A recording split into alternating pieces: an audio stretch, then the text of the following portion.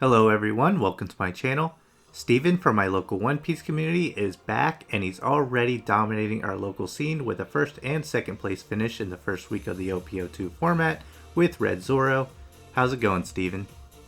Going good, glad to be back. Yeah, it's good to have you back. So, we all knew it was coming. Zoro is the early deck to beat at the start of the format. Can you briefly explain what makes Zoro so good in OP02 for anyone wanting to play this deck? Yeah, so everything about Zoro that was strong in OP01 is essentially the same. Just with OP02, you get so much, so much more power with cards like, you got Curly to Dawn to search out viable one-droppers like Sunny-kun. You could also search out like Namie with it just to have extra search power. Stuff like Makino to just boost your smaller guys to make them viable attackers. Vista, of course, helps with board control. It combos well with cards in the deck, and again, is just a viable attacker with little Dawn allocation. And then, of course, the elephant in the room, so to speak, is Newgate, Whitebeard. Just a massive monster of a card that essentially can lock whole games out. He's just a monster. So yeah, it's OP01, but just like boosted. It's amazing. Yeah, it definitely got a makeover with the second set. Like, I think one of the problems with Zoro in OP01, it was still a good deck, but a lot of people said that it could burn out, but that's not so much the case in OP02 because you can widen your board, but also your searchers are now threats. So you can add cards to hand and have those searchers as threats because you can, like Nami's a threat, you can boost her with Makino. Vista, you just KO a character on play, so it's like a boosted Robin, and then, like you said about Edward Newgate, it's just such a powerful card for the end game. It allows you to play a little bit more defensive, holding your 2k counters in hand, and he boosts your leader by 2k, making you a 7k until the start of your next turn. And then after that, you have a 10k swing that can KO a 3k power or less. So you can get rid of some small blockers if, they're trying to hide behind those for the end of the game. So it's just such a strong card. And the deck is a lot more balanced now, and it can put on pressure very early on. So yeah, it's a crazy deck, but I'm going to let you go over your really solid looking deck list here. Alright, so of course we've got the leader, Zoro. Add one Dawn to him and he bumps your whole board by 1k, so all your characters.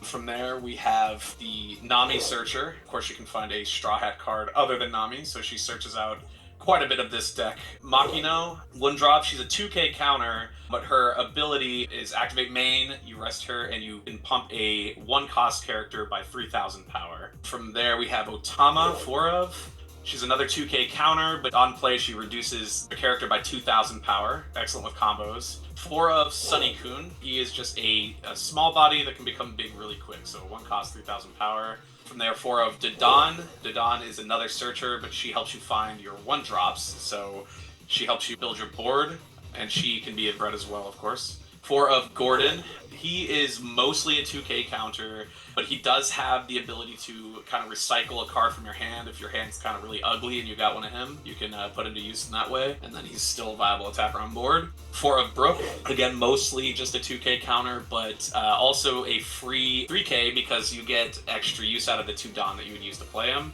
So he can come in handy in that way. 4 of Nico Robin, a card that I really love, honestly. I feel like she's got so much potential in terms of control. Dawn times 1 when attacking, she can KO a 3k power or less character. Excellent card. 4 of Vista, like NJ said, when it comes down, it KOs a 3k, so it's kind of like an immediate use Robin, sort of. A little bit smaller power at 3k, but still a very good card. 4 of Zoro, in my opinion, can't have a red deck without it. Just a 5k rusher for 3, excellent card. 2 of Uta, she's a 4-drop, 4,000 power, and she returns a 3-cost red character from your trash to your hand. 4 of Edward Newgate, Whitebeard, huge monster of a card, 10,000 power for 9, and of course 2 abilities that are relevant on this card. The first one is he raises your leader's power by 2,000 until the beginning of your next turn, so it actually lasts for your opponent's turn. And the other ability is Dawn times 2. When attacking, he KOs a 3,000 power or less character on your opponent's side of the board. And then finally, we have 4 of Gum Gum Jet Pistol. Just excellent removal. It KOs a 6,000 power or less, and it triggers for free. It costs 4 from hand. So yeah, that's the list. Yeah, this list, like I said, it's really solid. You look at it and it's like there's so many four ofs other than the Uta, but you can't argue with it. You know, all of these cards are just so powerful.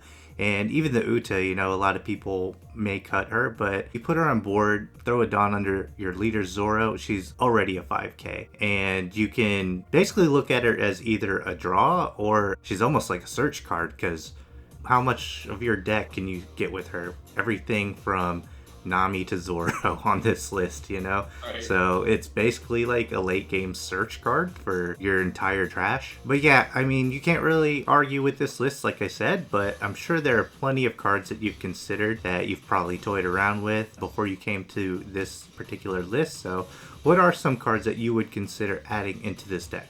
So cards I would consider for this deck, there's a few of them, and there's a lot of really solid choices. There's a lot of different ways to build this deck, but things that I would consider personally. So there's the Magura card. He's a 1-drop, and when he comes down, he boosts one of your 1-drops by 3,000 power. So he's kind of like a one-use Machino. It's solid. I felt like Machino was kind of efficient on her own, so I haven't added that one in yet, but as I play more, I'm kind of, you know, getting a little more context as to what the meta is shaping up like, so that's one. Another card I would consider would be the other Gordon. So I'm currently running the 2K, the one that recycles. But the other Gordon is almost like a slightly stronger Otama, where it sends itself back into the deck from board to give a character minus 3k. So that's a pretty big one. And then another way that you could build the deck that is not at all an incorrect way that I've considered and toyed around with is by adding a little more defense. So something like a chopper, you know, 4 of choppers in here, or even some event counters like guard point or radical beam, just to kind of give yourself a little bit of extra defense. Those are all cards that I would consider throwing into this deck, which would shift the playstyle admittedly a little bit, but it would also protect you a little better, I think, some of those choices. When building this deck, you have to kind of decide if you want to be basically all gas and no brakes, which is the way that I built it, kind of just super aggressive, or if you want to try to hold back and protect yourself a little more efficiently, maybe play the board a little more. And, you know, neither way is incorrect. And that's one of the great things about this leader is there's a couple of different ways you can build him. Right, and yeah, I've tested around with Magura too, and I don't think he is super necessary. The deck does put on a lot of pressure already, so that's kind of a little bit of overkill in my testing so far, but it is a strong card. Like, you can't argue with a card that boosts your 1 cost by 3k. And then the Gordon is actually a card that I play in my list, and I do play a more control style with Zoro, but yeah, that is a card that I really like just because you can -3, drop Otama, -2. You can get rid of a Kuzan, you can get rid of a Whitebeard, pretty much any card in the game with a Jet Pistol after negging 5. And then the last card you mentioned, or the last cards I guess you mentioned, the Chopper, other blockers, more defense in general, it's like your bodies are kind of your blockers because you're going to have them out there, and if your opponent doesn't deal with them, then they're in trouble, most likely. So, Right. you know, yeah, but those are all strong cards to consider. Like you said, there's a little bit of variation to how you can run this deck, but I do think your list is solid. I'm sure you'll make some changes too here and there throughout the format because this is early on, but you know, results so far are in your favor. So with your success early on, are there any tips that you have for anyone wanting to play this deck?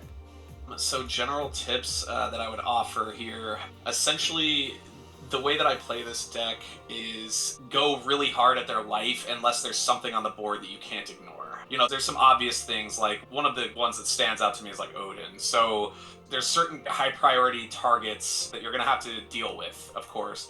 But other than that, I mean, the biggest thing about this deck is it's almost pure aggro. I mean, there's definitely some control elements to it, but you're mostly going to be trying to dominate the early game and then push yourself into an advantageous position so that you can close out the game quickly. Some of my favorite ways to do that, or actually what I would say is my absolute favorite way to do that, is just holding back Machina and keeping a 1 cost. And basically what you do is get them down to their last hit. You have your 1 drop on board. You clear out any blockers, any potential, you know, counter they have, and then you just slam in with however many Machinos you have. Sometimes it's really funny to see the look on your opponent's face when you drop like 3 Machinos for 1 and you you've pumped your character by 9,000. Dude, you do that all the time. It's one of the funnest things, and it's even better when it's something like Otama, because it's like, who suspects Otama to get in the final swing? But it's genuinely a functional way to conclude the game with this deck. An important piece of advice, because this is a new card with set 2, and I've made this mistake, is be sure to, if you plan to play Whitebeard, which I highly recommend you do as soon as you can, play him before you attack with your leader, because if you play him after you attack with your leader, you're going to feel really foolish, and I've been there before. So as far as general advice is concerned, that's probably some of the bigger tips I could give.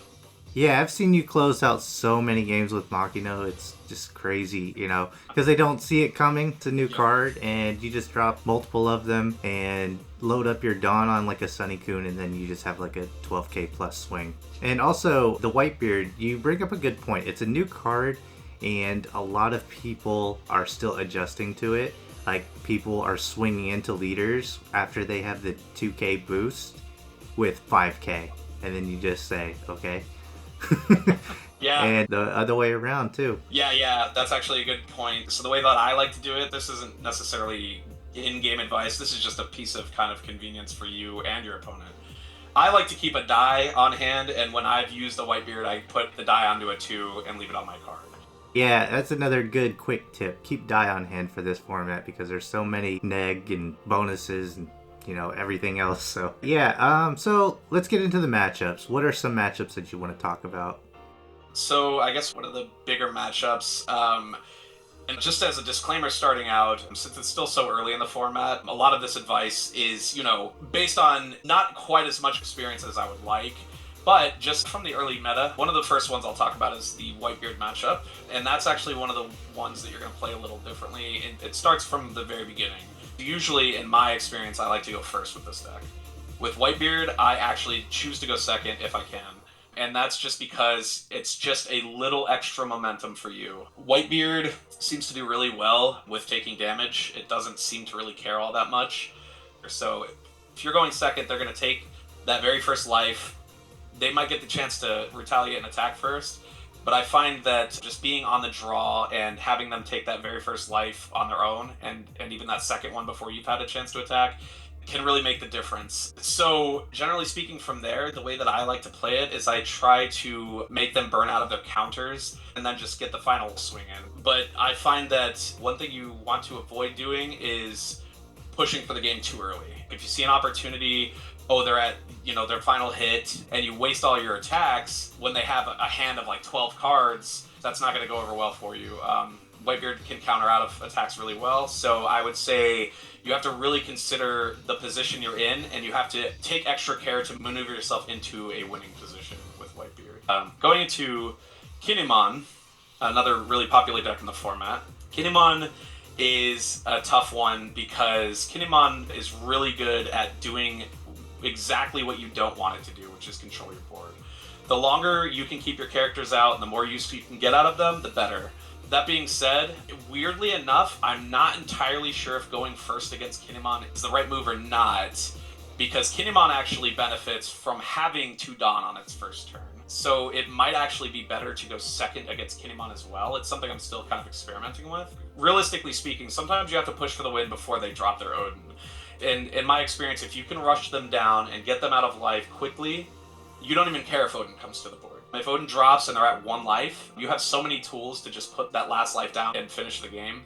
You have to decide when it's right to push for the win versus when you want to hold back. They have a lot of utility though, so I would say holding back too much probably isn't the best bet with stuff like their Yamato or their classic tappers, Izo and Nekomamushi. They still have a lot of ways to control your board, so you have to take extra precautions there. I'd say just, you know, play around what you know that they could have, and then try to rush them down quickly. And then into Smoker. Now, Smoker is another deck that, again, does the control thing really well. Smoker, or really any black leader, but, you know, mostly we're seeing Smoker, is just super efficient between things like Kobe, its Kuzan is really powerful. There's a lot of ways that it can kind of blow up your early board. So with decks like that, it's sometimes not the right move to play what seems like the smart card on curve. So if you're on turn 2 and you have like Nico Robin in hand, all too often you'll drop your Nico Robin and their response will immediately be Kobe, and then they gain tempo advantage. They just totally wiped out your card. They've got their own card established on the board now, and you're playing catch up from that point on. So sometimes, even if it seems less efficient, instead of dropping the 3-drop, maybe drop 3 1-drops or a 2-drop and a 1-drop. Try to go, try to build your board a little more than you would get efficiency, and force them to do those plays into things that are less efficient and capitalize on that yourself. But the general advice remains the same for all of those decks, which is really like, at the end of the day, you're going to be the one trying to be aggressive. If anyone's going to be, trading into the board, it's going to be them. And you kind of just want to do that in the most efficient way possible. You want to make them make inefficient attacks into your board so you come out on top. Right, yeah. Pretty much everything you said about each matchup. I know you said still early on you're still learning some stuff, but going second in this format is something I do a lot more frequently than OP01. Against Whitebeard for sure, because you want them to start taking their own life with their leader's ability. And yeah, like you said, burning them out of counters is the key to beating Whitebeard, but it's a little bit tougher for Zoro because Edward Newgate does start at 6,000 power. And yeah, Kinemon is definitely tough. Zoro versus Kinemon is the most back and forth matchup. It's one that you really gotta think out carefully. The way that I do it, I just try to exchange life and we go back and forth on board. And then I try to get them down to that 1 life and then just try to close it out with 2 big swings. One with leader, one with whatever I have left on board. Right. So that's what I try to do against Kinemon. But yeah, I think you absolutely nailed the Smoker matchup. If you look at what Black does, you would think like it doesn't necessarily counter Red, but it gives Red problems because it negs and it removes board. But you drop the bodies that you don't care to lose, I think, when you're playing Zoro into Smoker, because they're going to still want to get rid of them, so they're going to Kobe, they're going to trash a card from their hand, and if they keep on trashing cards from their hand, you have a good time. I actually think that Smoker is the better of the 3 matchups for Zoro. Yeah, I agree with that actually. In terms of those 3 matchups, I think the one that I have the most success with is Smoker. Mm-hmm. And exactly like you said, it's just easier to get them out of hand. And that's one of the biggest things in general with the One Piece trading card game. If you can work your opponent out of hand and maintain some level of an advantageous board position, that's always going to be beneficial for you. Their card effects require them to trash cards. So just like you said, I mean, that's huge. You just get them out of hand even quicker. Right, and not to discourage Smoker players, I love that deck, and it's one that I'm looking forward to, but anyways, great matchup advice. I wouldn't necessarily say that Zoro is tier 0 or anything, but like I said, I definitely think it's the deck to beat right now. I do agree with you that it's absolutely not a tier 0 format. I heard some of that early on, when Set 2 first dropped overseas, that it's tier 0 and Zoro's just dominating, and that's absolutely not true. Any deck can beat Zoro, but I think it'll remain a really powerful contender throughout Set 2 for sure. Yeah, I definitely agree with that. Set 2 is fantastic. I thought OP01 was a great first set, but Set 2 just brings so much more to the table, and I'm really enjoying it. But yeah, hopefully you continue to have more success playing Zoro or whatever deck you decide to try out. It's always good to have you on the channel, and I really appreciate you taking the time to go over all of your winning deck lists. I never expected to have so many people willing to help out the channel regularly, and I really enjoy these collaborations. Yeah, this is my second time on the channel. It's a lot of fun and it's a lot of insight. So I think for those reasons, this has just been an excellent experience. And I appreciate the offers too.